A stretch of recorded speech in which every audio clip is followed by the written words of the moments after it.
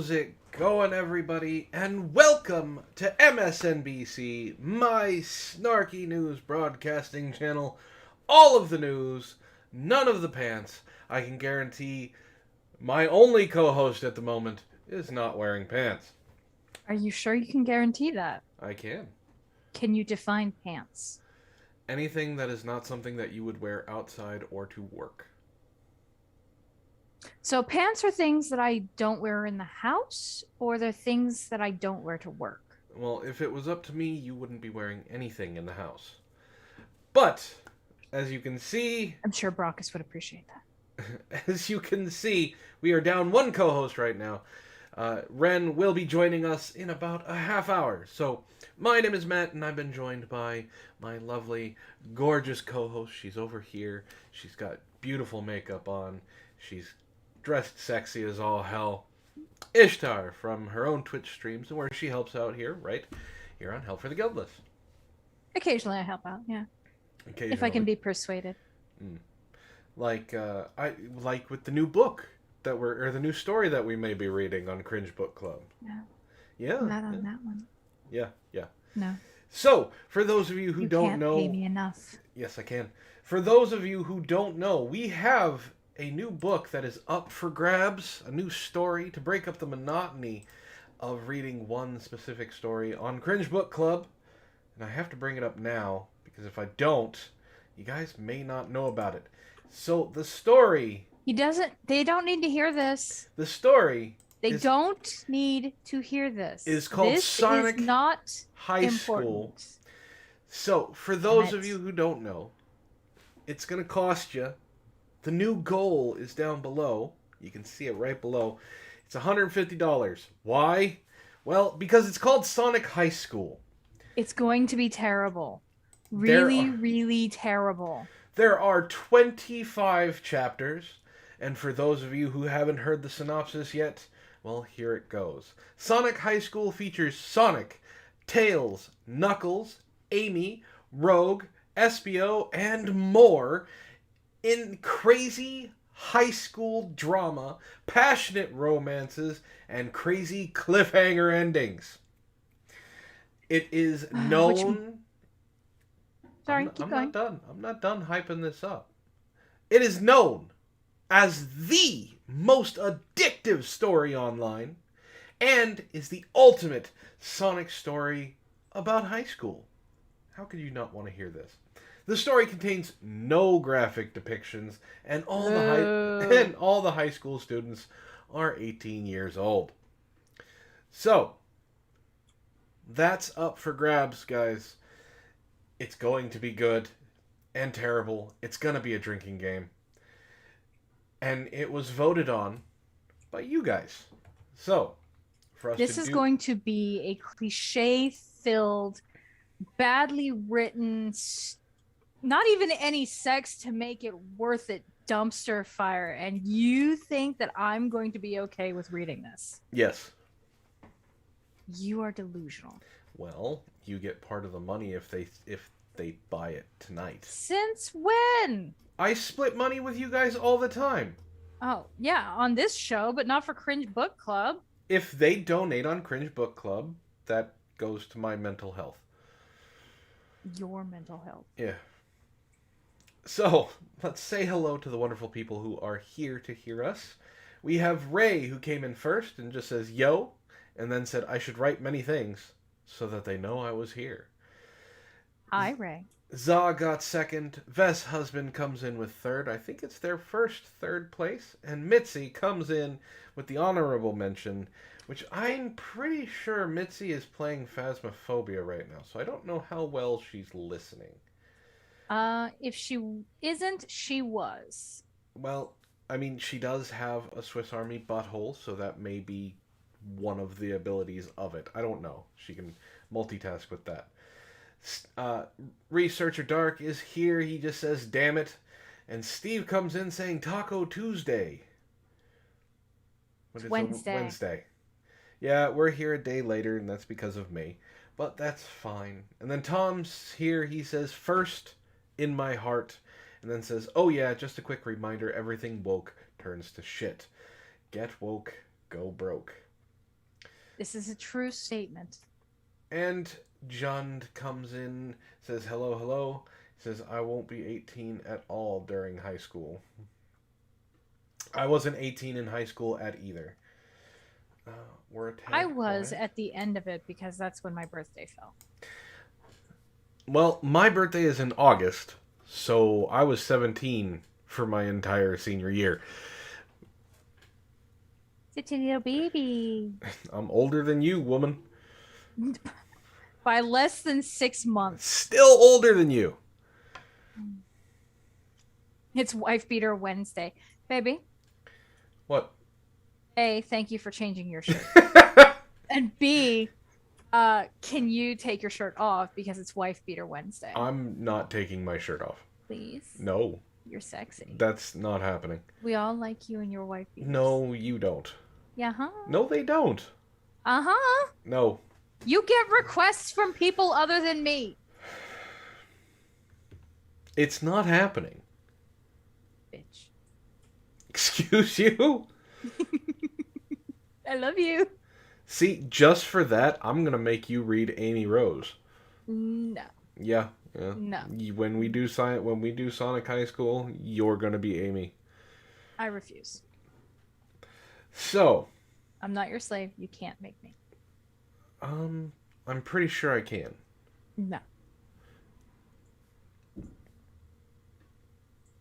What was that? I'm pretty sure I can. That wasn't what I was talking about. I don't know what you were talking about. I heard a loud thunk. Mitzi wants you to take your shirt off. I'm not taking off my shirt. Why not? No. Why? Because I'm not taking off my shirt. Why? Tomorrow, John says tomorrow is twin day for Spirit Week. The football teams are wearing wife beaters and gray sweatpants to be twins. And Dark says not on camera. See, Dark knows. I'm not taking my shirt off. John, you're not helping. He looks very sexy. You're not helping. Just he's doing all letting you know that. Jund is currently one of my favorite people. Anyway, how's it going, James? Oh, sorry, Wild Breath. Thought that was a different James. Yeah, wrong James. Yes. Wren will be joining us. She's just running a little late. Yeah. Ah, it's a Wren. Wren is here. And Wren is showing us cleavage cam. Yes, I am. I want to see. Yep, cleavage cam. It's my new shirt. It has Luna the cat from Sailor Moon. Nice. So, Wren. Yes? I was just hyping up the story that we're going to be reading for Cringe Book Club. You may be interested in this. Run. Oh. Run.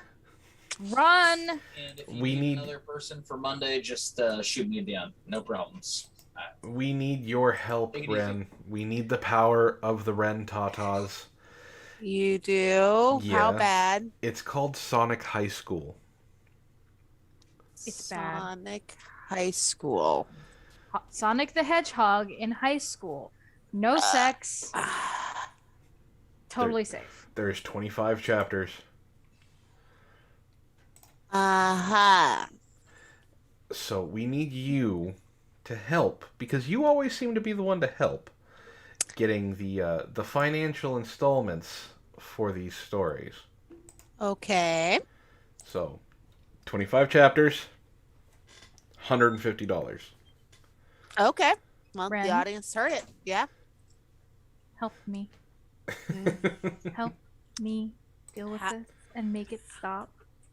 How about this? I'll be nice to you. And if we get that money, I'll be on the thing with you. See, there you go, guys. I agree. I will be there to share in your misery. And you could pop out some of that booze that I sent you. So I can help get you drunk as well. Definitely turning it into a drinking game. Oh yeah, it's going to be a drinking game. And how about this? I'll be nicer. I have a French maid costume I just bought. If they get the money I'll do that in the French maid costume. But they're not going to see you. Point. But they can imagine it then. It doesn't matter if you can't see it. Use your imagination. John, this is a fan fiction. I'm pretty sure there's going to be trashy romance, even though they say no sex. It's high school romance, so it's trashy and cringy at the same time. Yeah, it's a mixture. God, I hate Cringe. It's the name of the show. We do Cringe on this show. It hurts me. I mean, it didn't look too badly written, but I could be wrong. So You're probably wrong. I'm more than likely I'm wrong. going to hate you. No, you won't. Okay. I there it will. is. I will cancel the cheesecake. No, you won't. Cheesecake? Yeah, I will. Oh wait, Yes, cheesecake. I am making a chocolate swirled cheesecake with a snickerdoodle crust. Which was You can't my send- idea. And you can't send me any. Not the cheesecake, but I am gonna put some of the snickerdoodles aside for you because I have a couple of other things I want to send you. And now I'm regretting that red background now that I look at that thing from far away. Which one, on the apple? Yeah. It really does swallow up the apple, but the great thing about this is you can take the background out. Yeah, Hey. I'm gonna have to take the background out on that one and redo it because the red is making that brown disappear. Hey, Yeah. hey. This is not a spooky Stitch stream. We're supposed to be talking about cringe and news and things like that. Never. Excuse you. How does Antoine keep you two wrangled in to actually do your jobs? Promises of tentacles.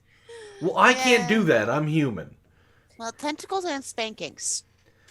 Yeah. See, that's how I know that you're not going to stop the cheesecake, because I don't reward bad behavior, and I know Then exactly there's the what you like. purring. Yeah, and the purring. Purring works really well too. You are getting demands for that cheesecake.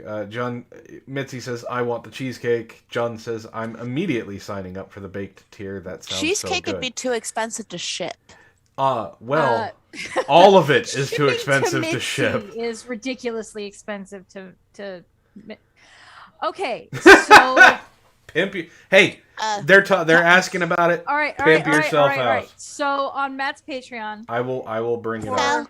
$35 is a tier called Baked with Ishtar. It is, with the exception of Mitzi, now only going to be continental U.S.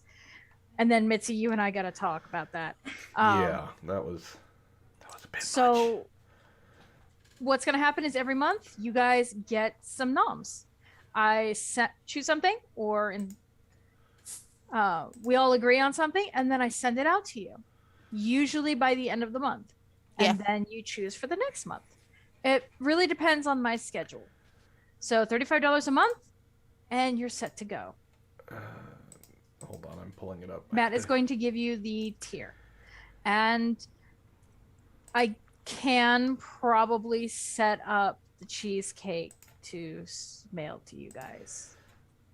Okay, hold on. Let me. Where is it? It will Here we go. stay frozen It's long enough. I not think. 35. It's $30 a month. 30. I thought it was 35. It was 40 at you the one who lowered it to 30. Mitzi I thought I pays lowered it to 35. 35. No, Mitzi pays 35 because she does Canadian. Ah. You shit. It's supposed to be 35. You said 30, so I put it at 30. It was 40. I know, but then 40 was too expensive. So, I will. The link to the Patreon is down below, ladies and gentlemen. So, the tier is called Baked with Ishtar. It is limited to 10 people, and it is now only to the continental US. So, if you live in Hawaii, you're shit out of luck. You have heard Antoine and Matt both exclaim how delicious Ishtar's baked goods can be. Did you want to try them? Did you want to have a hand in choosing what Ishtar makes every month? Did you want it delivered to your door monthly? Well, now you can get a chance to have it happen. This is a special Patreon tier. You don't get any of the benefits of the other tiers, but you do get... Pirate ship. What? Sorry, continue. You don't get a pirate ship. I'm sorry. Pirate ship is not available. No, pirate ship is the name of shipping software. Oh. You do get this. Have a hand in choosing what Ishtar bakes once a month. Have some of those baked goods delivered to your door once a month. You'll also be helping Ishtar feed her addiction for baking, which is the most important part. Don't The forget whole cross reason stitch. this tier exists. But it doesn't sound like much, but I guarantee you will love every bite of what she makes. Some baked goods will include cinnamon rolls, cookies, cake in the form of cupcakes, bread, brownies, and others. This is limited tier at the moment, so spots may fill fast. Grab it while you can. So that... Mitzi's got noms showing up tomorrow. She's got 2 months worth of noms, cinnamon rolls, and brownies. Yes, there is still a Patreon only channel on the Discord. And Mitzi's also getting a surprise because I had to delay 1 month due to Matt's health issues. So I sent her a surprise as a thank you. Just hope they survive. That's right. I do have to change John's privileges. Why? Because he's a patron. Oh. So he gets access to the patron only room. Oh. Yeah.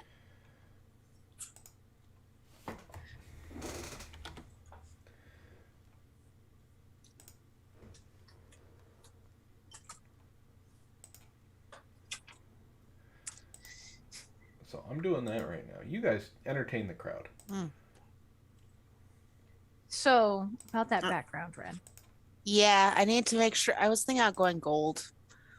Gold might look nice with it.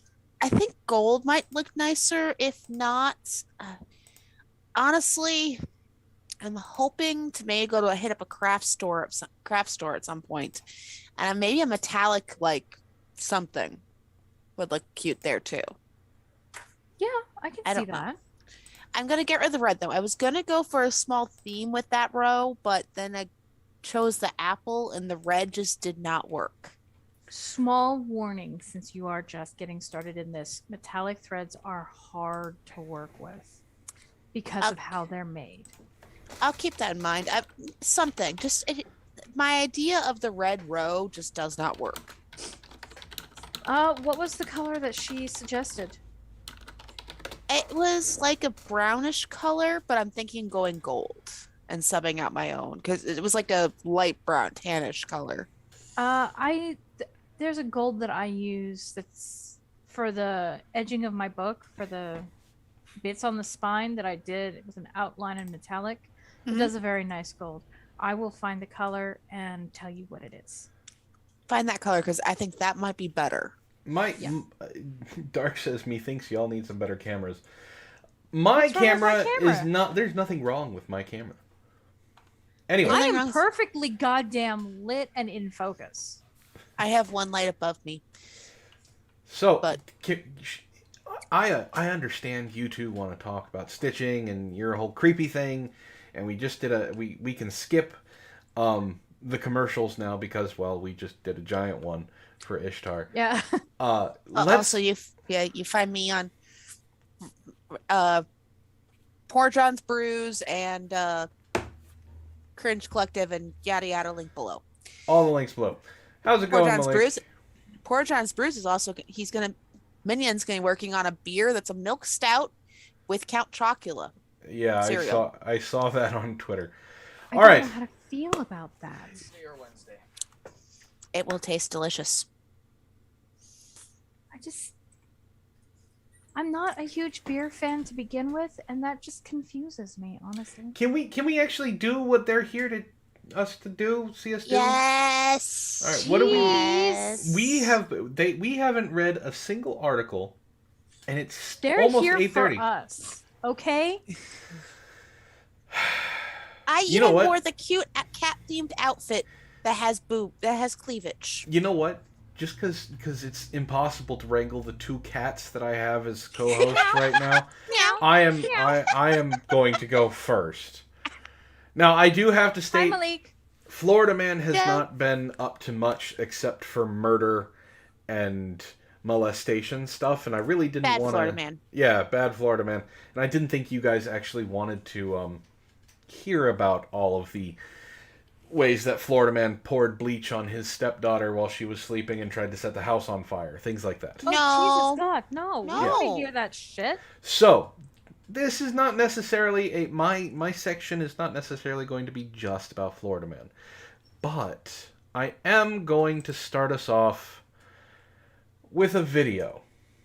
Okay. Because you guys know about so I'm going to bring a little bit of the last Vox to you guys. So, are you all ready? Yes. I'm sure you guys remember that the abortion ban happened in Texas, right? And all that stuff. Yes? Yes. Okay. Well, a bunch of, we'll call them women for the sake of I haven't seen this entire video yet, so I don't know exactly, decided it would be a good idea to call for a sex strike.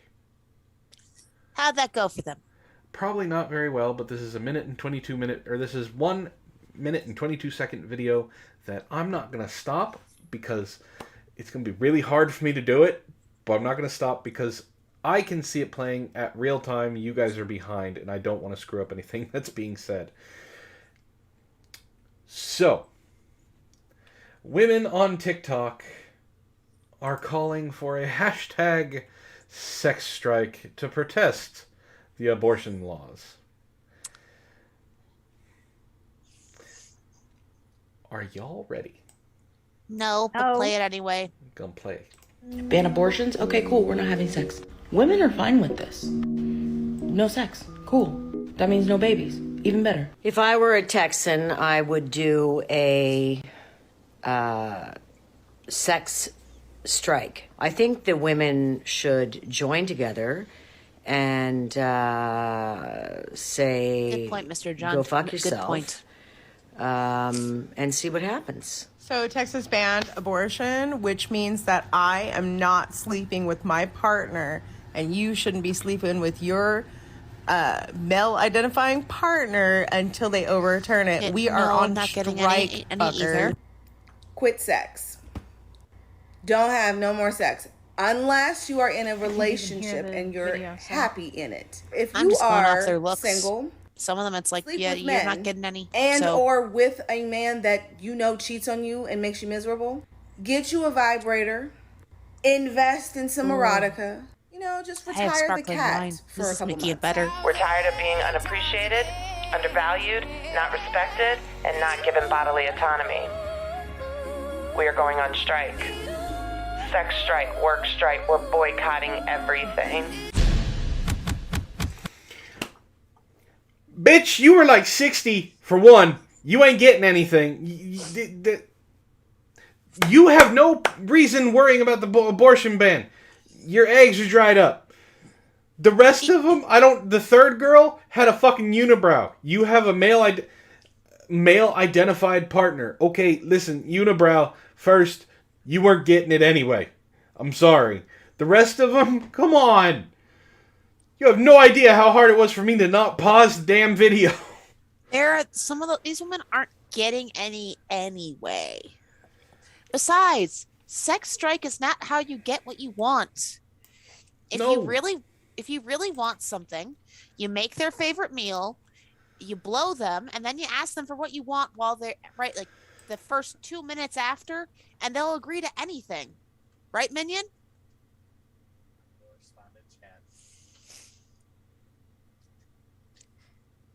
Yes, the men in these relationships are dodging a bullet, a tank, and a nuke. And that is in the order that they showed up on screen.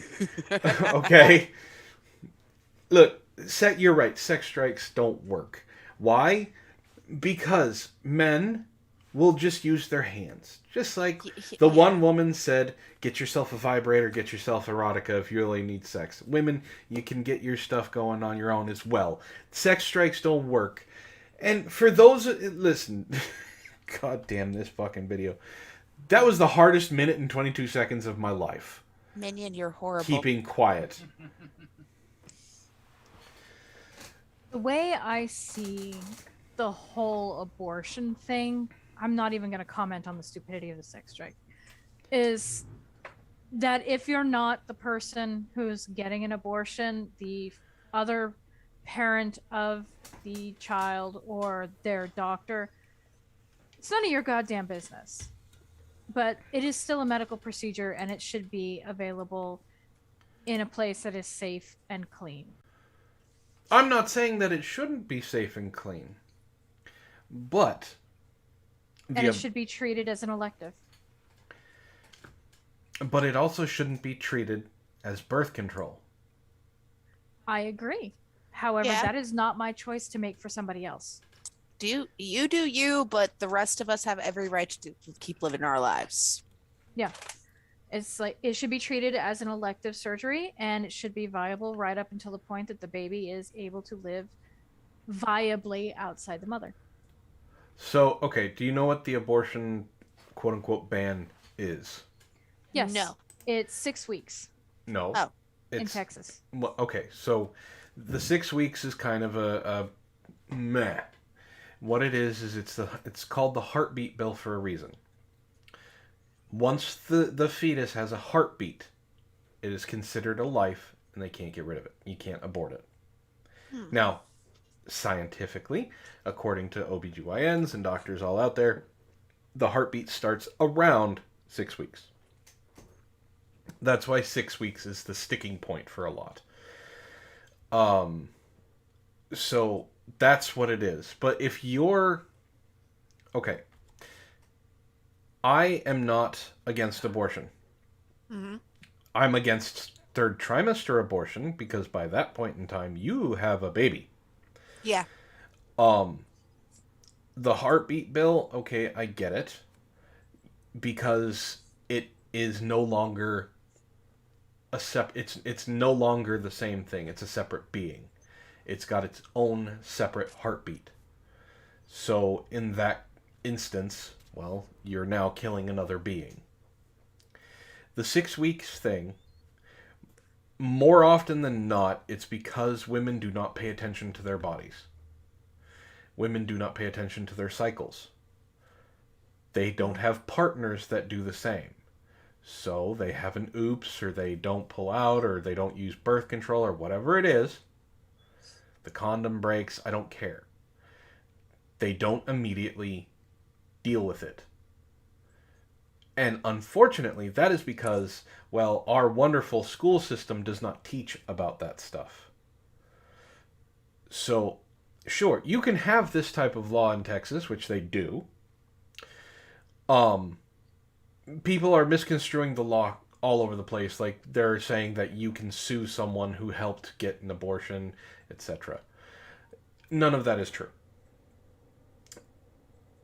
You can go across state lines to get an abortion. It's not illegal. The problem that a lot of people are having is just it's supposedly taking away the choice.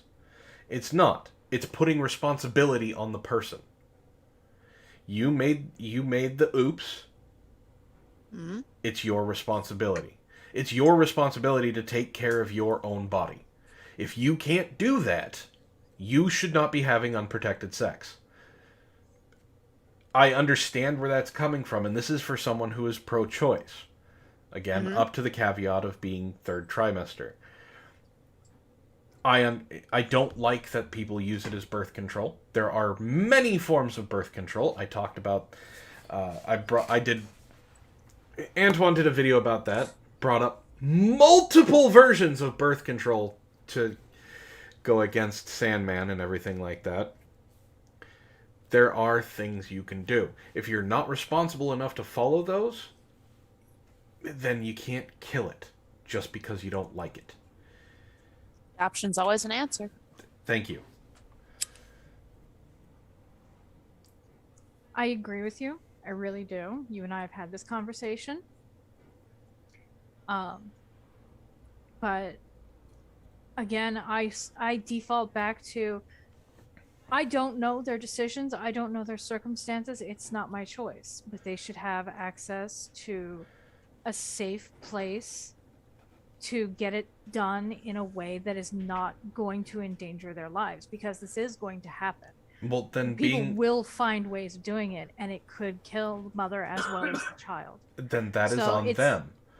Because 6 weeks is a perfectly, it's just If a you clump know of about cells. There are people who never find out that they're pregnant until they're giving birth. Oh, They're- I they didn't know I also was- most of the time on those I didn't know I was pregnant shows, the women are like 400 pounds. Not arguing. always. Sometimes, and there are women out there who have certain diseases that are told they can never get pregnant, and then when it happens, they just don't. There's a cognitive dissonance where they just don't put two and two together because they were told they never could. And I understand, but these are outliers. These are not the general populace. Up until 6 weeks is safe. Up until they're not telling them they have to go to a back alley to get a coat hanger shoved up their hoo-ha. They're giving them the option. But you want to take the responsibility away from them for their mistake. Yeah. No. And Tom Leach, that will never be an option because woman. Yeah, I know. I was gonna say what he said, but it's. But I'm not taking the responsibility away from them, from the simple fact that just because I want them to have a safe and healthy place to get it done where they're going to have a better chance of survival, making it an elective surgeries are 9 times out of 10 not covered by your insurance. No. You pay out the ass for Yeah, an but elective surgery. the problem with that is that they don't want to have to pay for it. See, Yes, I know. That's the and key. That's my problem with it. You did this. This is a choice where you have other options available to you. This is not like you've got a broken bone or you need a kidney transplant or, something like that, where you need these things. There's not really any other options. This is something where you have other options. You can be responsible from the first. You can take responsibility and raise the child. You can give the child up for adoption. There's options. So if you're going to do this, you need to be willing to pay out the ass for it, at least financially, if you choose not to keep the child. That's the problem, though. Choices. They don't want that. I'm not talking about what they want. I'm talking about how I see it at the moment. Yeah. And I understand that. But what I'm saying is the reason that they're so pissed off about this bill is because it cannot be... The up to 6 weeks, it's covered. They can have it free. They can go to Planned Parenthood and have it covered by insurance and things like that. After 6 weeks, they have to go across state lines, which means insurance most likely won't pay for it. Mm-hmm. They will have to pay for it themselves. As it should be. That's the problem, though. That's what they don't want. They don't want the responsibility of having to take control of their own bodies, learn about their own systems, learn about what their cycles are like. And look, I agree with Tom. Sure, all right, I'll give you what you want. You can have an abortion up until the point of birth if you want, but you're going to have to give something away. And that giving away is that the men who impregnated you because you guys wanted to be together, and I'm not talking about you two or anybody in the chat, I'm talking about you in general. You wanted to have this baby. You wanted to keep the baby. You didn't want to do anything about the baby. The men can actually opt out of it. And no financial support. No going after them. Can't men do that anyway by signing away their rights? Nope. So even if you've signed out that you're no longer... They can, no longer because you are on the birth certificate, they can go after you financially. So even in worst case scenario, I gave up my rights as a parent to Charlissa. I'd still be paying child support until she was 18. See, that is unfair. And I will be right there to say that that isn't right. And that that if you don't want to be a father and you sign off your rights, that means that you're no longer responsible. However, by signing off your rights, you don't get to have any part in your child's life. And there are guys out there who would be willing to do that. And that's their choice. But no, it's not their choice. As of right now, that's not their choice. They can say, I don't want anything to do with you or the kid. And the mother can still go after them for child support. And not tell them about it. That is unfair. It is. Plain and simple. But if they had... It takes two to make a child. Mm-hmm. And each parent... I'm sorry, women who don't agree with me on this. Each parent has an equal right to make decisions about the child. On keeping it, on not keeping it. If the guy wants it and the woman wants to have an abortion, the guy in this day and age is going to lose out because the woman's going to get what she wants because my body, my choice. But it's not fair. This is, and I know I'm kind of idealistic about this, is it should be, the father should be given the same rights to make certain decisions within reason. Let's be reasonable because it is still her you having brought to up carry it. you brought up a perfectly good example, and I'll tell you why it doesn't work. You just said the guy wants the kid, the woman does not. The woman, without getting his permission, can then go terminate that child. Unless the guy wants to pay an ass load of money and bribe the woman to keeping it. Even then, it's up to her. There have been cases where the man paid a surrogate mother, and the surrogate mother still aborted the child after being paid, because she did not want to have that go through her body. She didn't want to put her body through that. And after the money was paid, well, it took years for that case in civil court to go through, and he still didn't get the family still didn't get all their money back. It's a very difficult situation because there's a lot of really compelling and nuanced answers there. And it is a very heavy topic for MSNBC, and I don't think this is really the appropriate place to continue. I said I was bringing the last Vox here, and I have some fun stuff too.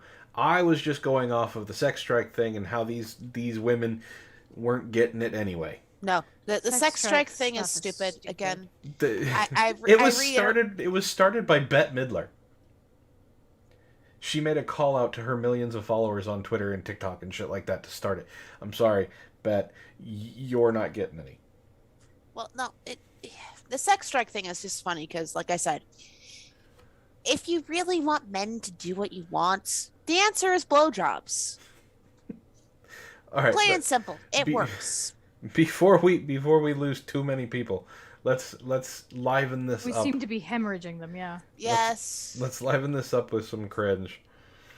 All right. John, the next article's coming up. Are we going with after no break so we can do whatever? No, that still goes after 9:00. Okay, it still goes after 9:00. Okay. Then we're gonna go. I'll go with the woman who hit the jackpot. Californian finds a 4.38 carat raw yellow diamond in Arkansas State Park, and keeps it. Nice. Yeah, I would keep it too. The question is, how do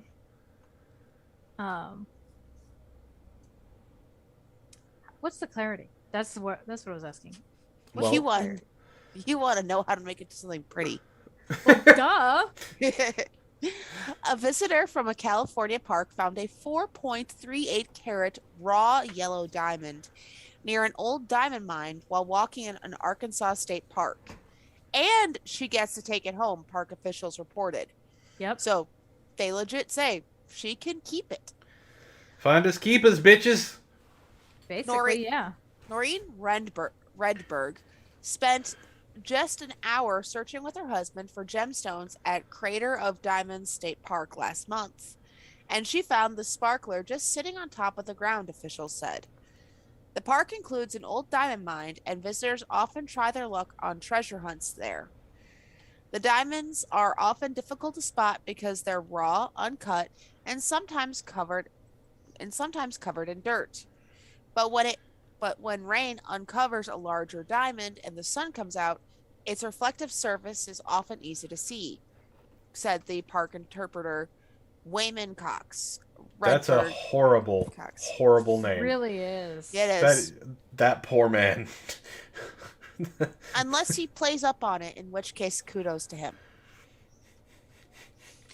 Redberg was searching for a couple of days after a big rain, but when the ground had dried.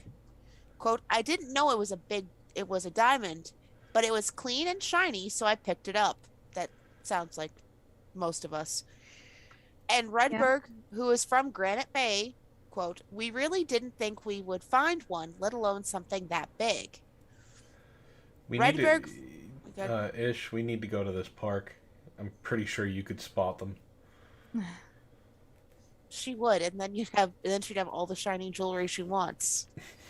Do you know how expensive it is to get that shit cut? It's still a diamond. Yeah. Redberg first learned of the park on a TV program several years ago, while the couple was hiking in another Arkansas park last month. Quote, I realized we weren't too far away. I knew I had to come, she said in a statement released by the park. Phrasing. Yes. Park Superintendent Caleb Howell, after examining it under a microscope. He described it as the size of a jelly bean with a pear shape and a lemonade yellow color. There's the diamond. That's not a bad color at all. If she can get that cut, that'll be a nice yellow. That's definitely a fancy color. Yes. Redberg's diamond was the biggest found so far this year, according to officials. Since 1906, more than 75,000 diamonds have been unearthed at the Crater of Diamonds, which became a state park in 1972. According to the park records, 258 diamonds have been registered at the Crater of Diamonds State Park this year, weighing a total of more than 46 carats. The average of 1 to 2 diamonds are found by visitors each day. The park is the only one in the nation with a diamond mine that's open to the public. So, those who find large diamonds in the park sometimes name them. Renberg's names her Lucy's diamond for her husband's kitten, who's gray but has slight tints of yellow in her fur, similar to the light yellow of my diamond. That's kind of cute. Yeah. She's considering having Lucy's diamond cut, depending on the determination of quality. I don't even know if it's worth what it's worth yet, she said. It's all new to me. All right, Ish. You're our resident expert on this. 4.38 carat diamond is worth how much? I don't know. Do you know how many factors go into pricing out a diamond? Just give an estimate. It can be anywhere from, I'd say, about 10 to 15,000 to 100,000.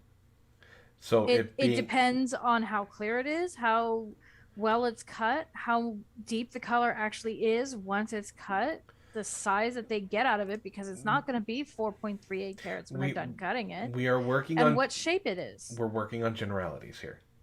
So there's your generality. So being anywhere from 10 to 100,000. So does being yellow add anything to it? Based on what I'm seeing here and the depth of color, it would be considered a fancy color, which it's a yellow diamond, and they're one of the most common colors of diamonds that you can find, so not that much. So it wouldn't. It does add something, but not that much. What is the rarest color of diamond? The rarest color of diamond is actually a red diamond. What about pink? Pink is also pretty rare. It's trending towards that because it's the hardest color to find. Black diamonds are really cool if you get a good one. Black diamonds? Yeah. It's black diamonds are technically, I know about this because at one point I found it was a black diamond ring I was looking at online. It's kind of a dream thing for an anniversary ring. Yep. But it's believe because of a meteorite or something that you get black diamonds. Black diamonds form based on what's going on in the soil around them and the chemicals that are in it. It's like you get blue diamonds because you get a lot of boron through them. You get yellow diamonds because of calcite. I think the one that I was looking at, Don't it was quote black. me on that. The one I was looking at was black diamond because it was a meteorite. And it looked really pretty, but it was like $1,000 something. I'm like, no. Also, do not believe what people say. You cannot make a diamond in a microwave. No. I don't care how much peanut butter they put on those 5-minute crafts. It does not work. Duh. There are people who try it. Uh-huh. All right. It takes a lot of heat and a lot of pressure to make a diamond. So let's go with some science. I just did the science part. What are you talking about? Yeah, but now you're doing the science of your article science. You did the fun, fancy, let's talk about diamond science. Now we're talking about, whatever you have in your article science. Artist steals money, calls theft work of art.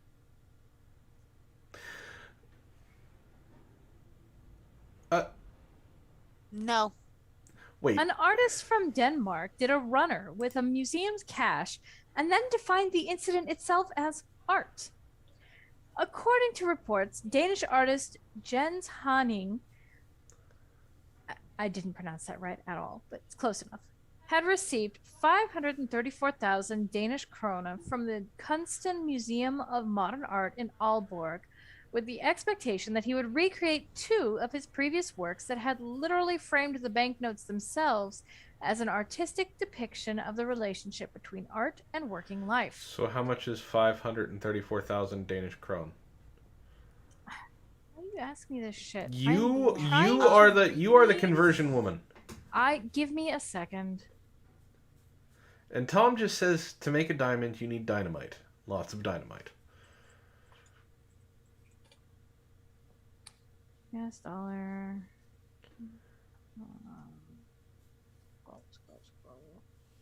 Danish krone. So 534,000. $82,937.28. It's a good day's work. Yeah. Anyway, continue. Instead, however, Hanning seemingly did a runner with the money in protest over what he described as miserable working conditions and low pay. Having returned 2 empty picture frames to the museum, he took things one step further by declaring that his theft of the money itself was a workout art he had entitled "Take the Money and Run." No, it's not going to happen, Hanning was quoted as saying when approached about returning the stolen money to the museum. The work is that I have taken their money.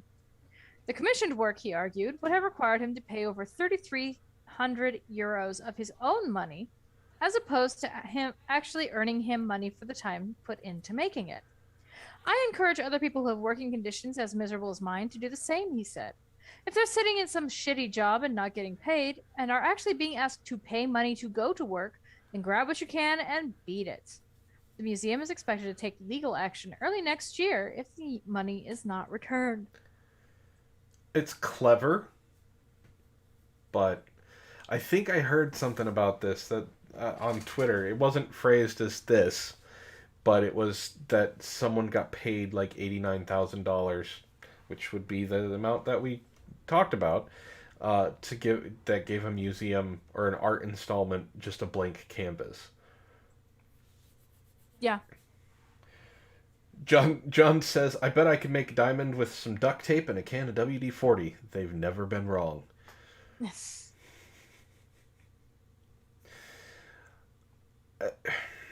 I get where he's coming from. I do. Horrible working conditions, but they did pay him to do something. They did. And he's not. He's not, no. Okay.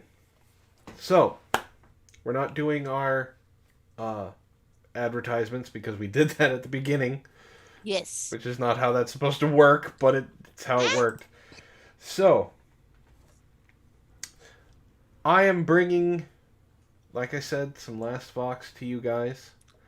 And Why? because Florida Man was too busy murdering babies and causing, trauma to children, I didn't think you guys wanted me to read that. Fair. So, I am bringing to you some articles and things that I was not able to cover on Sunday because I had a guest. So, I think it's bold of you to assume that we want that. I think you guys will enjoy this one. Maybe have a laugh out of it. We've all heard of these fun contracts that girls have their boyfriends sign, like when they get caught cheating or something like that. Most of them have like 40 rules, the ones that we've seen, or they're a couple pages long. Mm-hmm. How many rules in a 17-page contract do you think are there? And over 1,000? And would you be dumb enough to sign it after only dating this woman for 2 weeks? No. It depends on the size of the font that she uses. But I'm with Wren that signing it is not a smart move. I'm sorry, but it's sized 48 double spaced font. the only time you should sign a contract when in a relationship is one of two situations. One, if you're getting married, that's a contract. Yep. Two, if you're in a BDSM relationship, and that's a very different contract. I would also say putting both your names on a house. Yeah, but that falls into similar to married. Even if you're not legally getting married, if you're buying a house together, no. So, a girlfriend draws up a 17-page contract for Tinder Flame after dating for 2 weeks. Not some guy you met off Tinder. She met this dude off Tinder. No. Yeah. She's basically a modern-day Rachel Green, and they are definitely not on a break. Annie Wright... Ishtar did not catch that reference. Bad. No.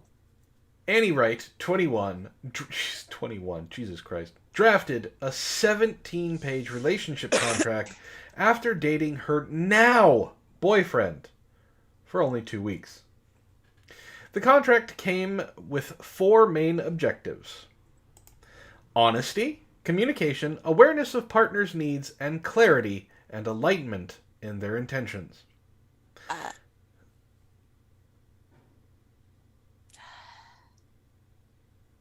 Continue. She says, I made the idea as a joke. Then he said, no, seriously, we can do that and talk about it. Wright, an Atlanta, Georgia native, told Kennedy News. The couple met last October on Tinder after Wright left a toxic relationship, and she was determined to make this relationship with Head, a law student, work out. I mean, that's a name. His name is Head. That's a poor name to have if you're straight. Oh, how old is this idiot? At the time, I had braces in college and I was very embarrassed, said Wright. It was also pandemic time, but I got to the point where I was like, screw it. I'm going on dates with guys and don't care anymore. I matched with almost anybody on Tinder and would tell my matches, I'm going on a walk with my dog at 2 p.m. today. Are you free? It was a fluke that I met him. I was going on 3 Tinder dates a week to go out there and meet people. Go get him, girl. Thankfully... Are we sure that guy's straight? We're gonna find out. Thankfully, when Wright met Head... So... I can't. I can't. God. Can you imagine their wedding invitations? Welcome to the right head wedding. Oh, no. No. Putting that in the newspaper, like She's definitely inviting everybody to the right head wedding. Congratulations to the right head wedding. Brought to you by Pornhub.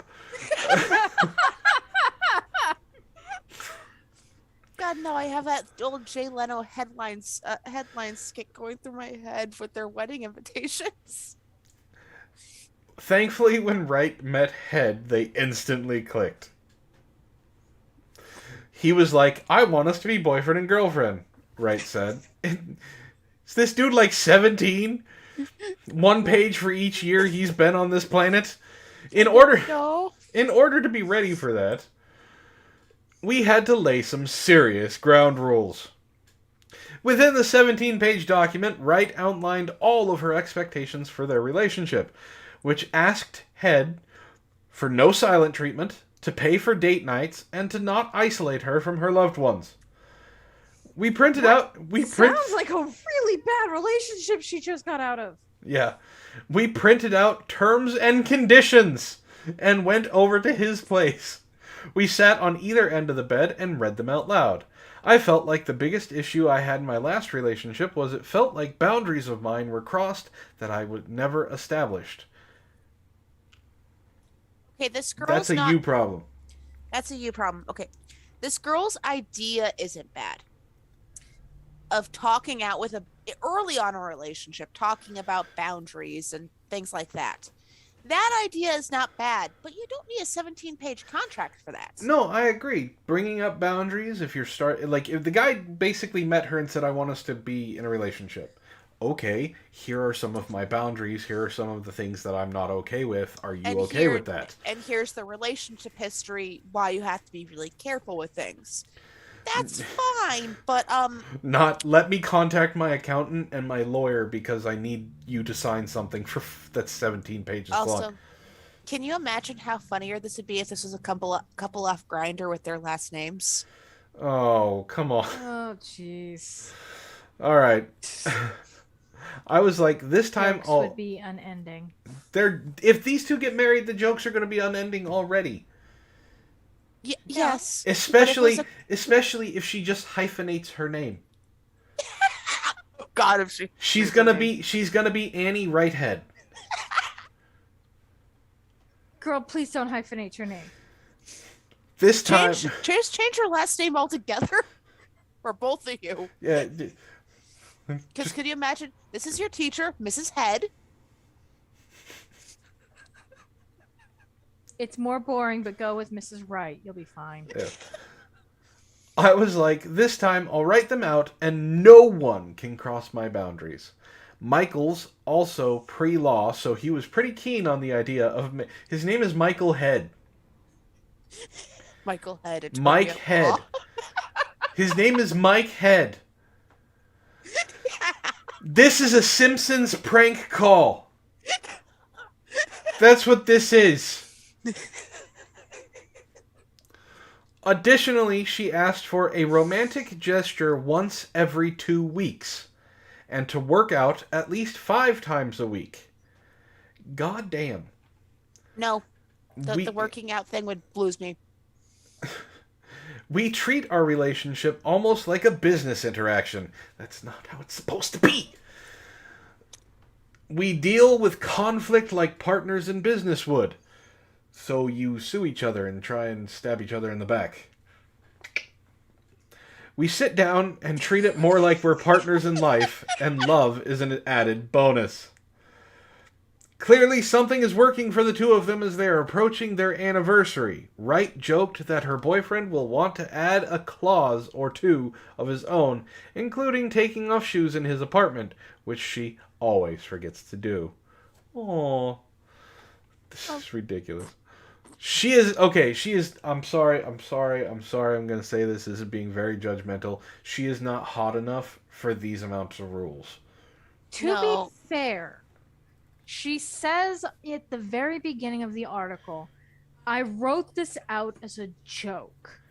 She Yeah. was not expecting him to take this seriously. But they did take it seriously, which means that the joke turned into something serious. She didn't write it out, she brought it up as a joke. So then they actually wrote it out. But that means that it's not that bad of a thing. It's something that they both find to be beneficial to them. This isn't a bad thing. And It's so not. far, most of her rules that you've read, most, not all, seem pretty reasonable. They do, as long as it's a two-way street for the romantic thing. See, that's the big key, is it's gotta be a two-way street. This has been a game changer, said the future Mrs. Righthead, who is surprised more couples don't draw up contracts. I'd recommend all couples have one. It's the best thing ever. And that works for her. And that's awesome. Would the two of you have a contract that included things like romantic gestures at least 2 times a week?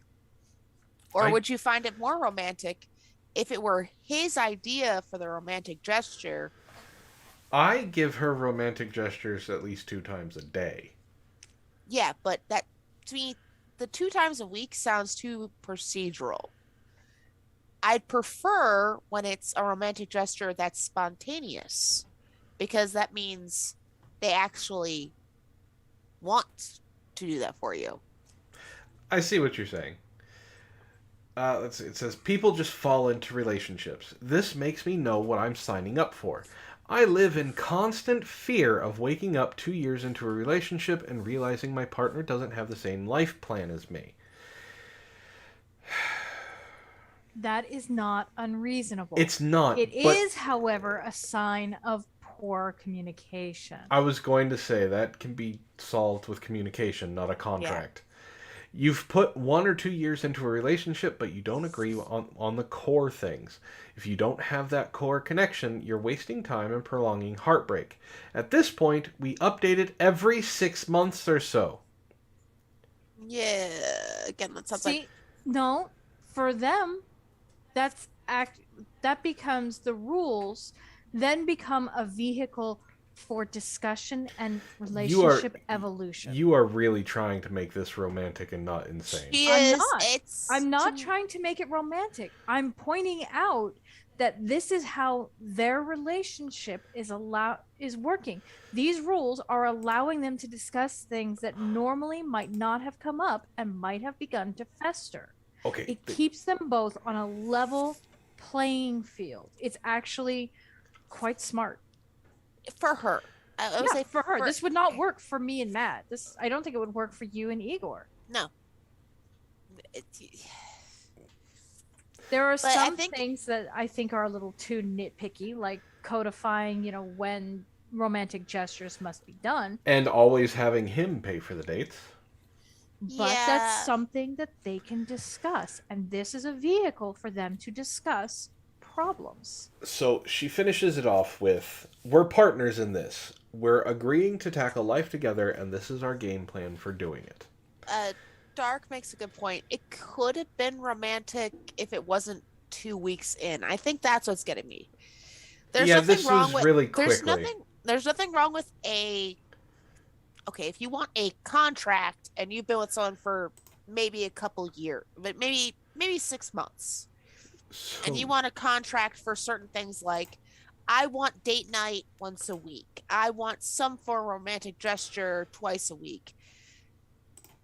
Okay. I disagree. So for some couples, it almost sounds like both of them are on the spectrum. It sounds mean to say, but I almost think both of them might be. It's possible. Because it's taking away all the romance out of it. So there is some examples from this.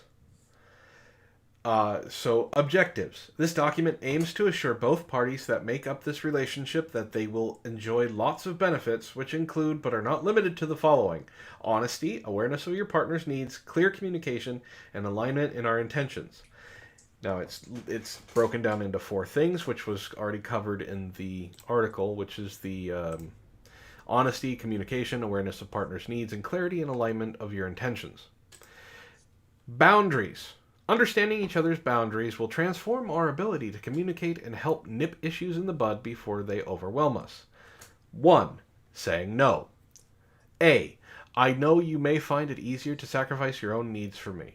B. If I ever ask something of you that goes against your principles, disrespects your time, or forces you to sacrifice something important, it is okay to say no. It does not have to be harsh, but please be assertive. I. This is underneath Amendment B. Assertive. That's 1. It's an I. Yeah, it's like It's a Roman 1. numeral.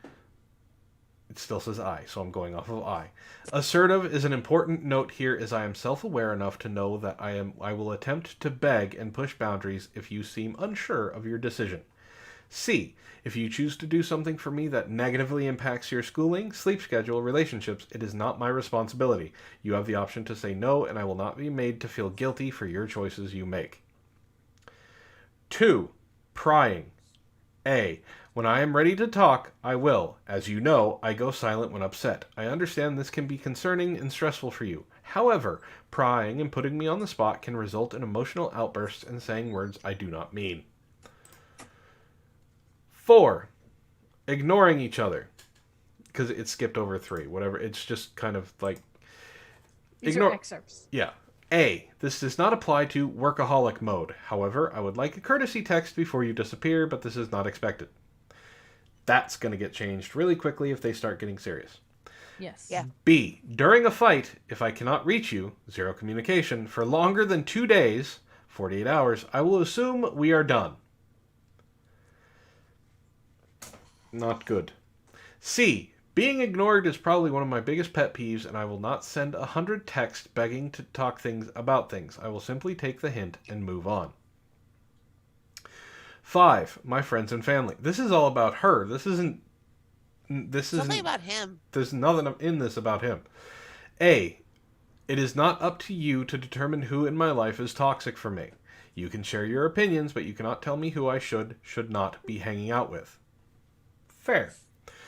B. No isolation from friends and family regardless of situation. Again, fair.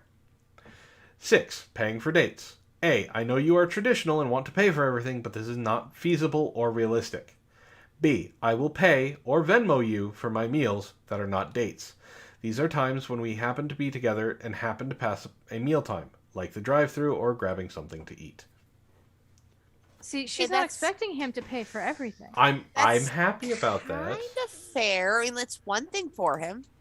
What I'm getting from this is somebody who has experienced a very bad relationship and is laying it out for this new relationship, her points of view, because it's all there in black and white. He can take a look at it, especially since he's going to be a lawyer. He can take a look at it and see where her boundaries are. He doesn't have to guess. There's no game playing. There's no manipulation here. And at the outset of a relationship is the best time to do it. Because you go 6 months into a relationship, you've got an emotional connection there, and all of a sudden your partner wants a contract. That's hurtful. But right at the beginning, everything is crystal clear. It is a solid way for some people, not everyone, but it's a solid way to start off a relationship. My limitation would be he's got to change his last name. Yes, or you change a lot of things, because again, my brain is still stuck on what does their wedding invitation say, and how many people are going to giggle one day when they get the invitation to the right head wedding. Yeah. How's it going, Yeknomeno? You guys are terrible. We are terrible, but there are certain This is people new to you? that they get together and like you basically have like the worst combinations of last names, and it creates the funniest things ever. Well, speaking of funny, let's move on to your cringe article, Wren. I already have it pulled up. All right. We did this last year on Halloween, so I'm feeling this is going to be we've done this both last 2 years of Halloween. Okay. So I'm feeling some of these are cute, and for pet owners, I've gone through the list. For pet owners, you're gonna go, I need that. So there are some of those in here. All right. But first is the rubber chicken. So Well, this is Don't Be Chicken to wear 2021's weirdest Halloween costumes. Before we get into this, Ishtar and I went to Target the other day. Mm-hmm. There is food costumes. Yes. Like waffles Yes. and Avocado. pizza. Yes. Why? Avocado made this list, FYI. Ugh. So this is becoming a tradition for MSNBC. Sometime during Spooky Month, we will talk about the Halloween weirdest costumes. So, do you want to just go through them, or do you want to read the let's little? just go through them. Okay. First is rubber chicken guy. For cocky guy. Well, but you know what? You want to be a rubber chicken. Be a rubber chicken. Infant. Okay, the infant Hulk Hogan is cute. The infant Hulk Hogan, I thought was like, oh, it's actually kind of adorable. It's cute until you realize all of the horribleness that Hulk Hogan has done. Yes. Okay. Flaming hot Cheetos. No. Not the worst. It's a couple's costume. It's dude is a Cheeto and the girl is the Cheeto bag. You know what? This is not the worst. Ishtar, do you want to dress up as a flaming hot Cheeto bag? You can't pay me enough. But for some couples, it's not the worst thing in the world. I bet. Now, I bet our chat could pay you enough. next is guinea pig taco. It's cute. But why are you putting your guinea pigs in Halloween costumes? I don't know, why am I gonna put my cats in Halloween costumes? Tater thought? Yes, tater thought.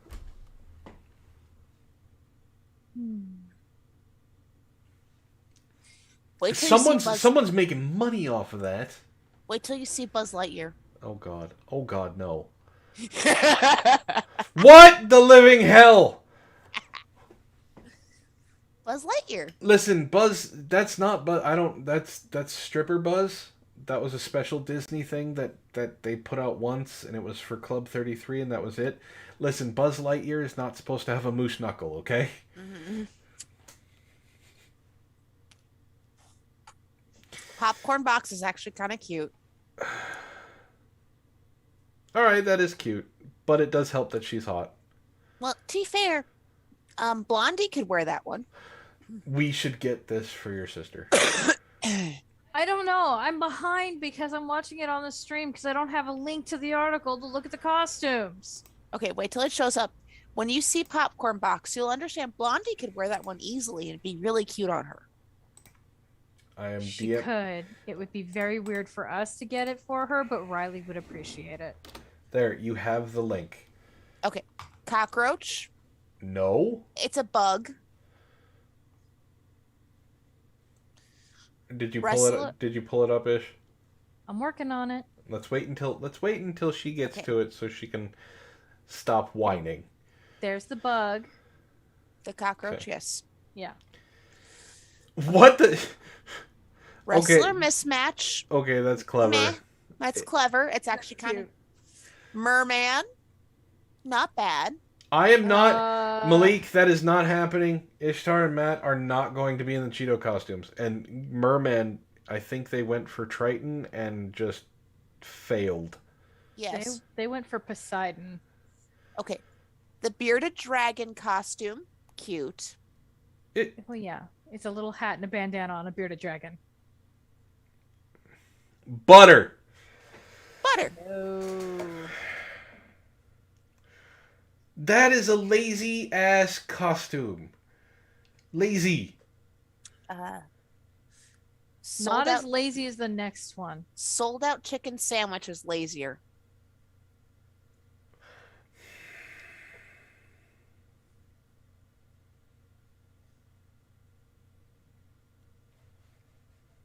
Yeah, see, Tom has it right. Should have included always provide me links to the article in your contract, Ishtar. I should have. Now, Mona Lisa, that one's not a bad costume. Yeah, but That you gotta one's hold. witty. You gotta hold that up all night. No, but that means you could set that down, wear a comfy black dress. So a comfy black long sleeve dress. Hold that down. Hold it up when it's your costume. Put it back down. And I'm sure there are ways that you could very easily glue some very basic straps to the plastic and just hang it. John wants to see you in the Cheeto costume. Tough. Avocado. This would be cute if it was a pregnant woman's costume. Actually, as a pregnant woman's costume, that would be adorable. Yeah. It would. That is the only person it would be cute on is a pregnant woman with the seed over her belly. Yes, if the seed was lower Mhm. and over the belly, that would be adorable. Broccoli. Why? Okay, how about the dog one? Cute. Al Bark Einstein. And it's got a pun. I don't think it's Albark Einstein. I think it's Rick from Rick and Morty. No, it's Einstein and it's a cute dog. That's because Einstein is legally safe where Rick is not. True. Kitty snail. So a kid on a snail. That's cute for a kid's costume. Yeah, sure. Hold on a second. Tom says, one year glued a bunch of nickels to the back of a black shirt and Chuck E. Cheese tokens to the front. He went as Nickelback wearing a token black shirt. Boo. But Get out. Creative. Just get out. Boo. You- but Bravo. creative. Tom, you go sit in a corner and you think about what you did. Okay. Sexy Oompa Loompa. I was waiting for someone else to say it. Sexy Oompa Loompa. Click. Is it because it's a mesh shirt? Yes. That's the only reason it's a sexy Oompa Loompa. The guy in the makeup looks like he's being tortured. Actually, I was Yes. going to say he looks constipated, but that's just Yeah, me. too. Okay. The next one's cute for a kid. A Lunchable. No. No, Okay. no. How about stuck inside a claw machine? Okay, that one's creative. Yeah. That if the claw actually works, that's creative. Okay. Sexy pickle. What? What? There's nothing sexy about this. What? Sexy pickle. It's because he's got no shirt on and he's wearing shorts. Why is that sexy? Why is that a sexy pickle? Someone explain to me how that's a sexy fucking pickle. I don't know. But the next one looks like I would wear it just because it looks comfy. Like for women's Halloween costumes. Fuck, that looks comfortable. Operation. She just wants someone to play doctor with her. Yep. Yes. But can you imagine walking around? That looks like a comfy costume to wear. It's a onesie. Yes. That makes it comfy. Tom says, wait, aren't all Oompa Loompas sexy? Just me? I'd let him give me a golden egg, if you know what I mean. And the last one is inflatable hot dog. No. Why? No. Why? Okay. I'm going to sneak in another one. Because there's another costume one I have. Oh, is it the sexy... Yeah, just put it up. You know Yeah. which one it is. Yeah. Give me a second. I can't believe this is an actual fucking thing. Because people are I fucking could weird. not believe it's a thing, too. But this also is a costume. Sexy Bernie Sanders outfit.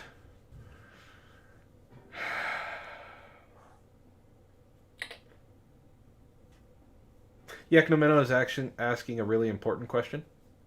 Yes? Does the operation costume buzz when you touch it? If you touch the right places.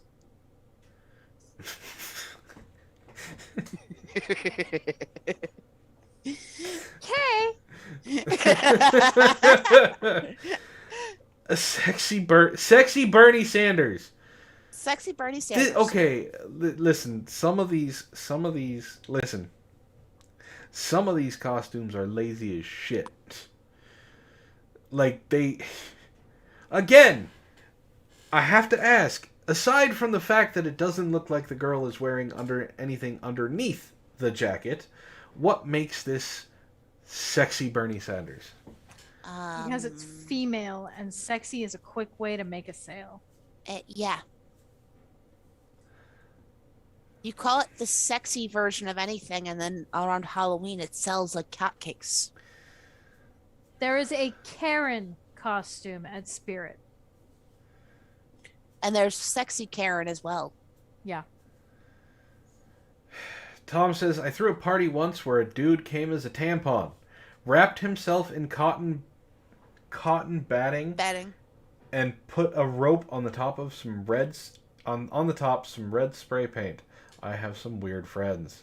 Yes, you do, Tom. Yes, you do.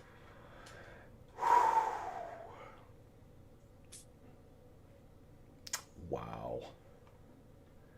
But yes, sexy Bernie Sanders is a thing. Sexy. No, Bernie. it's not. No.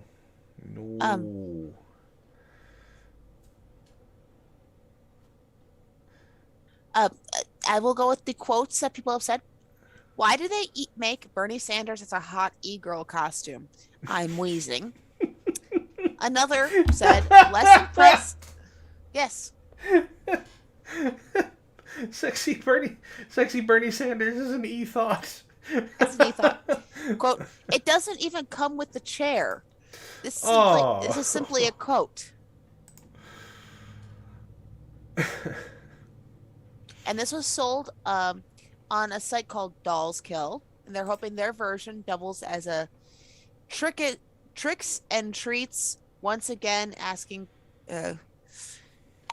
costume set will have a similar impact for its wearers. God. Well, let's keep going with the sexy, because Ishtar has something to talk to us about a racy love goddess. Ooh. Burial that included a racy love goddess inscription held multiple people. Ooh. Hey now, they had fun before they died.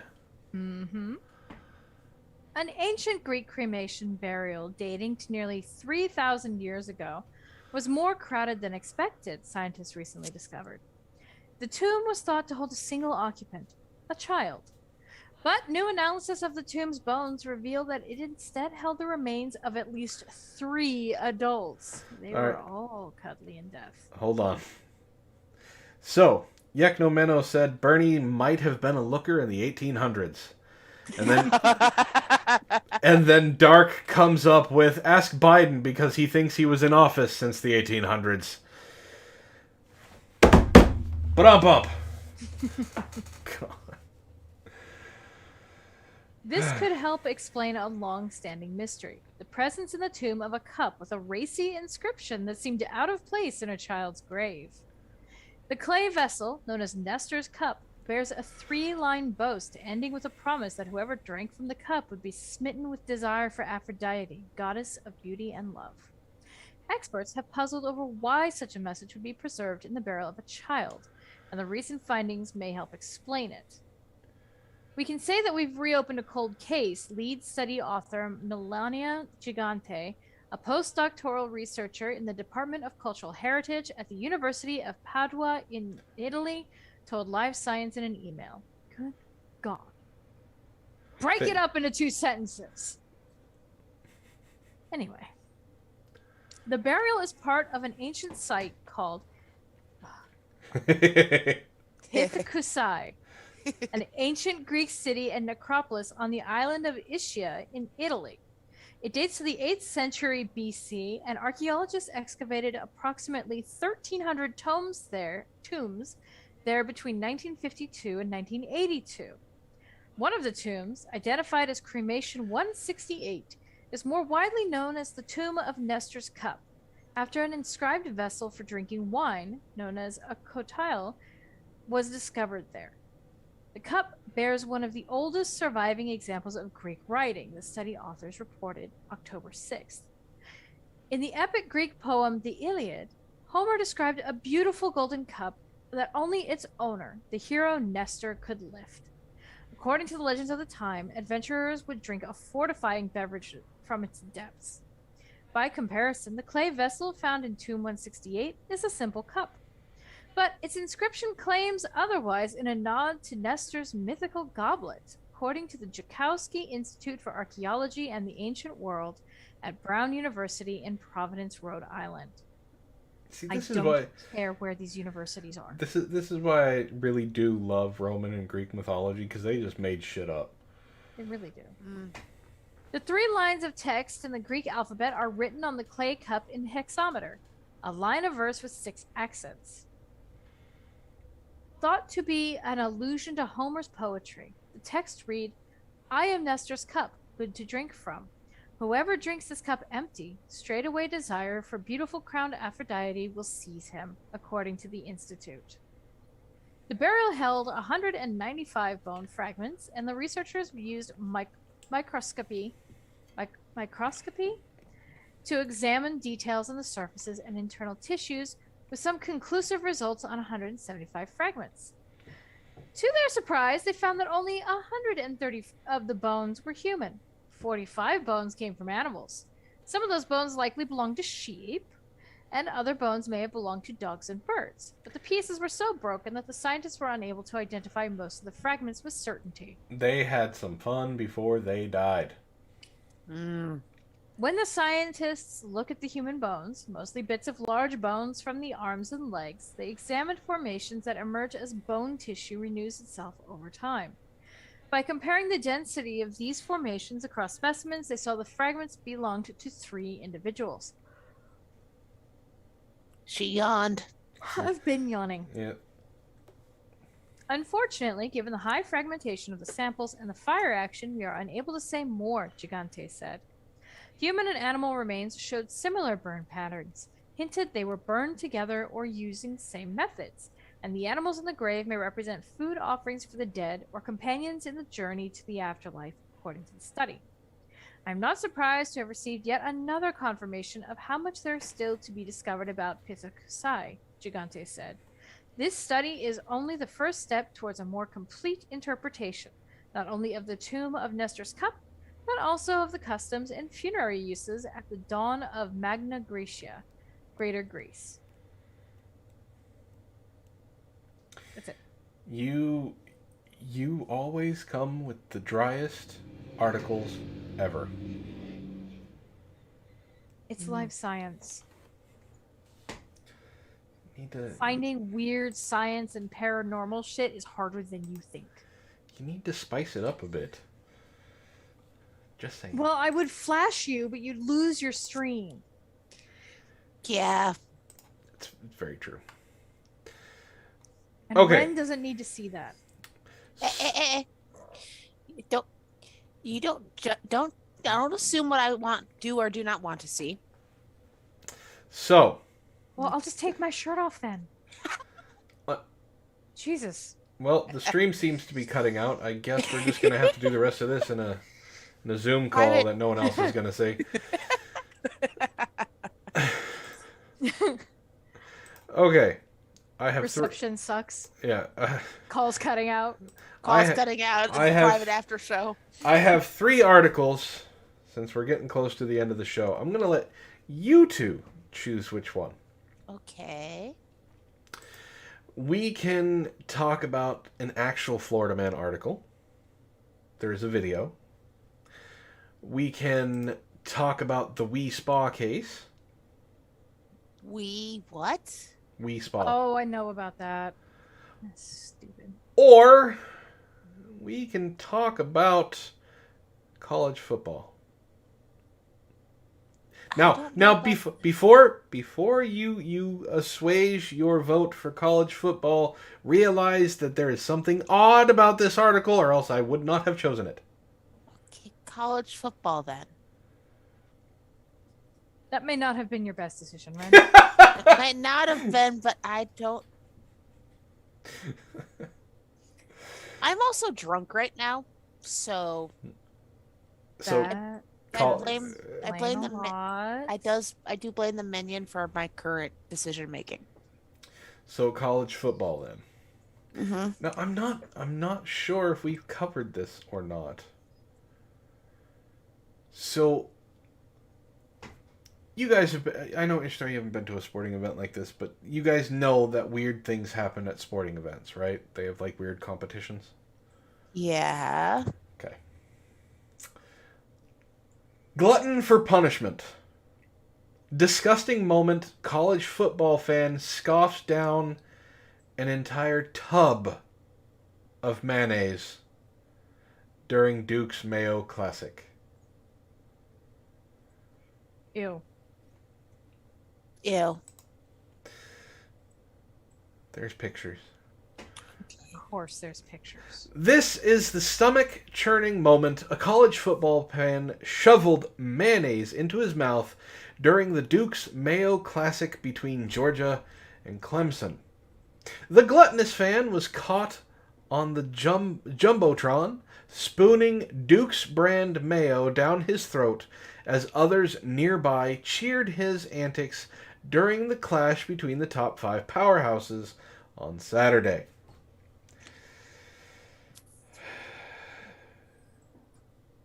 The student is speculated to be Coleman Barsanti, a senior at Clemson University, after Instagram users tagged him in the post. Zio Gold says, press X if you think that Ish will have Matt be Giorno Giovanna for Halloween. I don't know who that is. Neither do I. Zio, come on, man. Give us some explanations when you say stuff like this. Yeah. Because otherwise we're just like, what? One fan in the comments wrote, "What's his at? I want to know if he's okay." One user replied, "At Coleman Barsanti, you all right, man?" Although Barsanti's social media pages remain bare of the video, he did reply to one Twitter user who didn't trust that it was actual mayonnaise in the jar and speculated that the contents could have been something more appetizing, like frosting. He wrote, "I wish, bruh." Is this a video? This is actual. Wow, that's loud.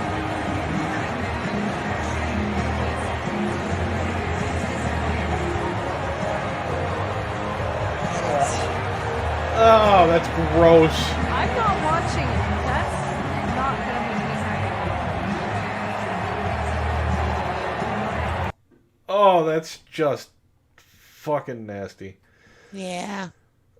He just literally shoved it into his face.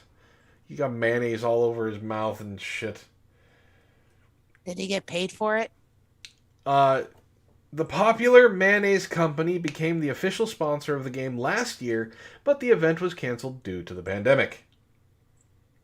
Georgia defeated Clemson 10-3, but Clemson Barstool made light of the loss by posting the video on their Instagram page with the caption, "If there is anything we won on Saturday, it was most certainly the mayo eating contest," with a skull emoji. Fans were readily prepared to welcome the condiment company as the new sponsor of the game, which was previously known as the Belk Bowl in Charlotte, North Carolina. Earlier in the day, another fan poured a whole jar over his head and rubbed it all over his body. No. And there is an image of it. Dukes tweeted, #pour mayo on your body challenge 2K21. And their Mayo King Eric Threkeld, a Clemson alumni and a cancer survivor, delivered. The company even gave Threkeld sweet tickets after he cleaned himself up. Duke's Mayonnaise is the third most popular mayo brand in the country and is known for using a higher ratio of egg yolks compared to competitors Hellmann's and Kraft. The company, founded by Eugenia Duke in 1917, started selling sandwiches with their homemade mayonnaise to soldiers at Fort Sevier in South Carolina for 10 cents, only making a 2-cent profit off of each sandwich, according to the website. There's video of him pouring mayo over his body. We have to watch it because we watched the other one. So Okay. Still not watching it. Enjoy. that's just absolutely horrible.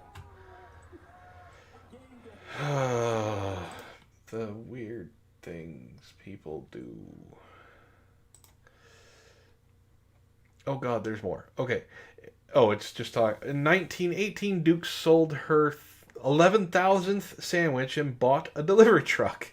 By 1919, she was selling 10,000 sandwiches a day, according to Southern Living. She went on to sell her sandwiches in stores and eventually sold her famous recipe to C.F. Sauer in 1929, who mass-produced the product and put it on the shelves. So, the mayonnaise eater didn't apparently get anything, but the guy who poured mayonnaise over him got sweet tickets. That seems unfair.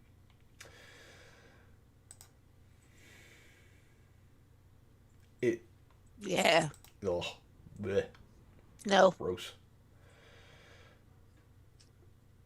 Yeah, Yagnomeno says, not sure if the mailman needed a shower or a garden hose to clean off.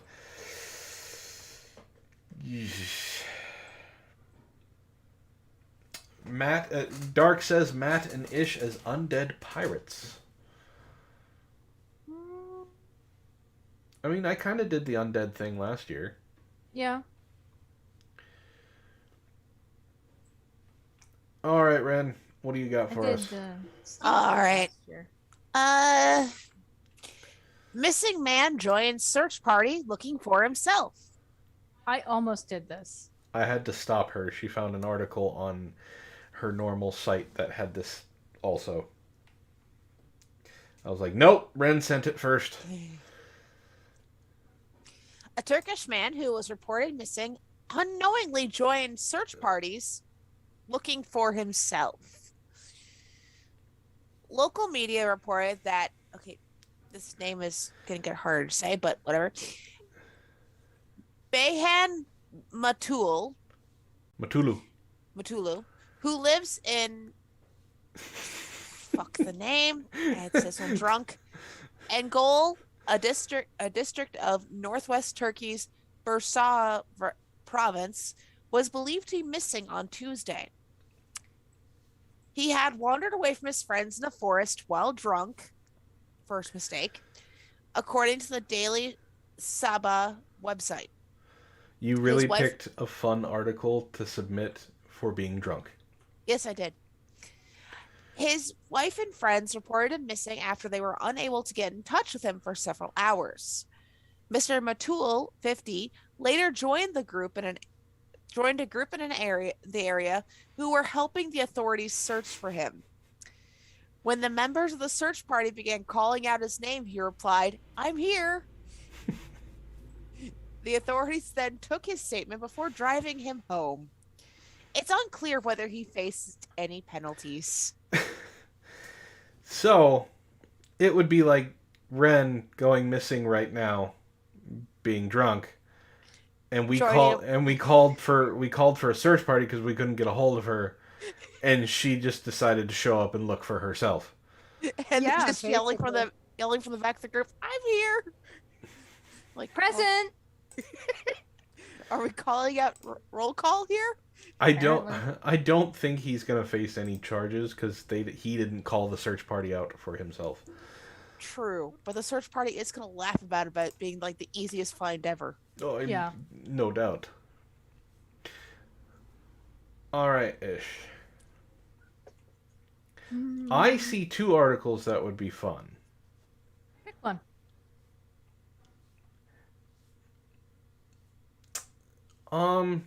The one with the psychic. Man sues psychic over ex-girlfriend's curse. A man in the U.S. is suing a psychic who he claims had failed to remove a curse put on his marriage by a witch. The bizarre lawsuit had been filed by Mauro Restrepo from California, who was told that his former girlfriend had asked a witch to place a bad luck curse on his marriage. Of course, it's from California. His psychic, self-proclaimed love specialist, Sophia Adams, had told him about the alleged curse during a tarot reading session and emphasized that it would ruin him if it was not removed. If you have to call yourself a love specialist, you're either A, not, or B, a grifter. My guess is a B on this one.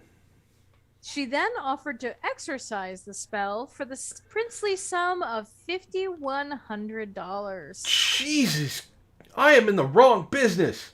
Yes, we are. Do you know how many people I could convince that I know magic? Yes. God damn. In the fraud lawsuit, which was filed with the Torrance Superior Court, Restrepo is seeking $2,500 in damages, having paid an initial deposit of $1,000 to have the curse lifted. The psychic's intervention did not in any way help his marriage, he argued. In addition to the damages, his charges against her include negligence, civil conspiracy, and both intentional and negligent infliction of emotional distress. Given the peculiar nature of the case, it's hard to know exactly how things will turn out. However, it seems likely that Restrepo will at least be able to recoup the money he spent. As for the curse, it's doubtful that anyone will be able to actually prove its existence in court. And then again, proving that it doesn't exist is just as likely to be difficult. Actually, if she can prove that it doesn't exist anymore, it means she did exactly what she said she was going to do.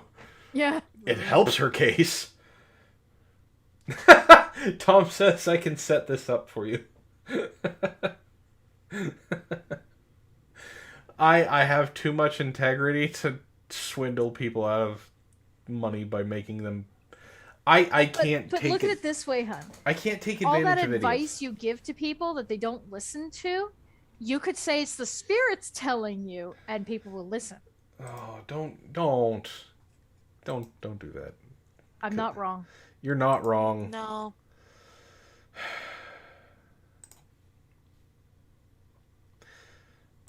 All right.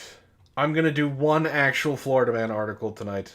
Ooh, we get one? One. Because it's all I could find that wasn't horrible or about the insurrection or rape and murder. Florida man's going through a dark time in his Florida, life. Florida Man's got some things to work out right now. So, this went viral on Twitter, so there is going to be a video. Okay. Who gasped? And why did you gasp? I just died. Why? She's playing Minecraft. Maybe. There's no maybe. Okay, Tom says, okay, but if you don't, someone will. How about we just call it tarot readings and you give them life advice and still take their money? I mean, the cards are all about interpretation. Yeah. You know, I could do this. I have actually pulled this trick on somebody once. I mean, I could charge like hundreds of dollars for it. But... You could. All right, moving on. This viral video came out. Florida man uses a recycle bin to catch a large alligator outside of his house. So this went viral on Twitter. Basically, I just did it because there's the video. So this dude had an alligator in Florida show up in his house. Okay.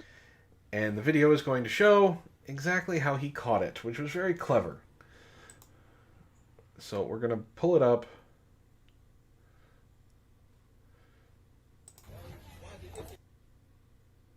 Large screen.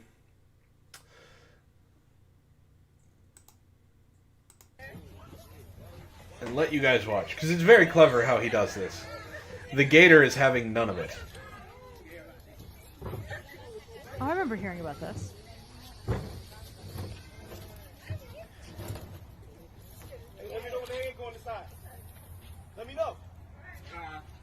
Now, I do want to point out, he is wearing... Our gator's recyclable. I want to point out he is wearing sandals with socks. It's Florida. We're trying to expect that. Yeah, the gator is having none of this. Oh! Buddy got him. Gator's mad. Wouldn't you be?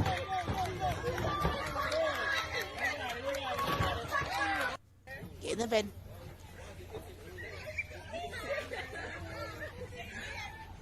So that was... I mean, it was very creative how he did it. Now, apparently, after... And yes, Ish, you should remember talking about this because it was on Saturday or Sunday, whenever we went to go have dinner with your family. Saturday. Your mom and I were telling you about it. Yes. So apparently, after this was over, he put the gator back out into the lake or river behind his house, and the gator was not happy with him, but did swim off. So Yeah. Florida man saves people by putting a gator in a recycling bin. I mean, at least he's eco-conscious. Y'all are welcome. Yes. Tom said this only works because gators are stupid. So's Florida man, usually. Touche. All right, Wren. Okay, this is my last one. Now, given certain case that involves camping that's come into play, this has nothing to do with it. Couple road trips in converted hearse nicknamed the Grim Sleeper. I knew she was going to laugh at that stupid joke. I like that. Do you want to know how I can cheer her up while we're at work? How? I go through Twitter and find stupid things and just show it to her. That works. Rather than take a car or an RV, this couple decided to road trip in a converted hearse. Shannon Orr, 24, and Ian Cameron, 31, from Warrington, UK, drove across Scotland's North Coast 500 in their 1998 Volvo 960 hearse with their two dogs, Billy and Peanut. The couple got the hearse. The hearse got the couple so much attention on their trip, they nicknamed it the Grim Sleeper, and even started an Instagram account for it. The news agency reported. They started an Instagram account for their fucking hearse? Yes. Does it talk to people? You why?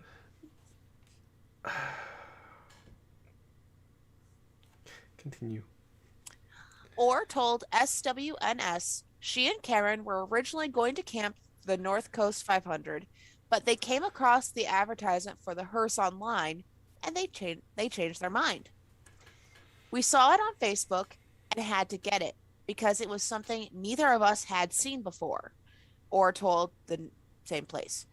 The couple paid $4,826. This already has conversions for the already converted hearse. So they got this pre-converted. You know, when I was a younger man, I did want to buy a hearse because I was that edgy. No, you were thinking about the back and where you had plenty of space to get someone to lie down. Not wrong, but I was also that edgy. Yes, but this is pre-converted. Think how smart they were. They didn't buy a hearse and convert it. They got it pre-converted. Yeah, pretty clever. Quote, "We didn't do anything of any of the conversion," Orr said. "We bought it already converted, so we can't claim anything for that, sadly." But I mean, look at the inside. It's got the whole thing is basically a bed. It's roomy. And it's a hearse. Yeah. Yeah. We have added up to now is Halloween figures for the dash, the ducks on the wings, the wing mirrors, and the skeletons on the front and back. So they were smart. They added skeletons. As you do. As you do. She told SWNS that even though it's a hearse, it drives like a normal car, though it does stick out in parking spaces. I think it being a hearse, it puts people off due to its previous passengers, Orr said, but it just works so well as a camper if you can get past that part. Orr and Karen plan to use their hearse for all their future road trips, said Orr, though she added they're still planning their next destination. Quote, "I'm sure it will attract a lot of attention wherever we go." You think? Yaknomeno said, "If this hearse is a rockin', it ain't a zombie outbreak." Yes. But how smart the article had pre-conversions, so that was helpful. And two, I mean, it does seem like a very cute option for traveling. It definitely will draw the eye. I do know, like, growing up in Southern California, there are more than a few people who do own hearses. The closer you get into LA and Hollywood is more often you'll see it. Like, they have, dead Hollywoodites tours and stuff like that. They're just cars. It's just they're used for something different.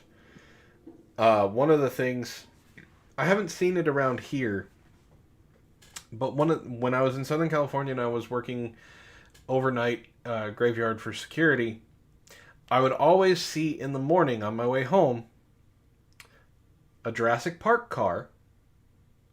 And when I say Jurassic Park, I mean all decked out like the Jurassic Park vehicles from the movie.